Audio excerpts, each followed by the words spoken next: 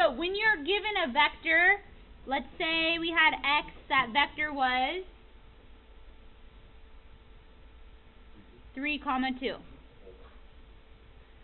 When we want to know about 3, 2, so if we look at the vector, it looks like this.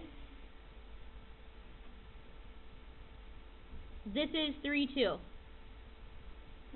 Remember, a vector is a directed line segment. Vectors have a magnitude, which is how long they are, and they have a direction, which is what angle they are going in. To find the magnitude of the vector, we take its x value and we square it, and we take its y plus its y value and we square it, and that gives us its length. So in this case, the length would be 3 squared plus 2 squared, so that's square root of 9 plus 4, which is square root of 13. So if somebody asks you how long is this vector, it's square root of 13. If they ask you what direction it's going in, that's an angle theta. Direction is looking for an angle. So direction is the same thing as looking for an angle.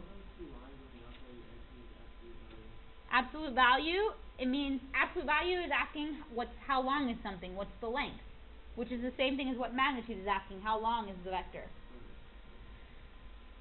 So when you look at the direction of the vector, you're asking what's the angle of the vector. What is this angle here that it's going in? Okay?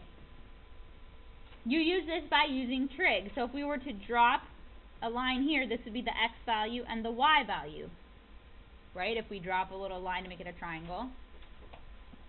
So what would the direction then be? How do you represent with the x and the y and the angle? What's the trig function that we use? Tangent. So tangent of the angle here equals opposite over adjacent. What's opposite?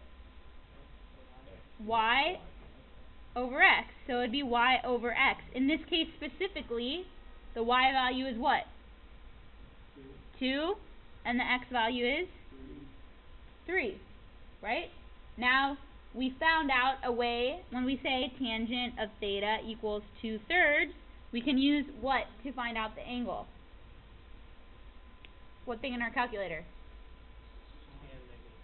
Tan to the -1 of 2/3 gives us the angle. So,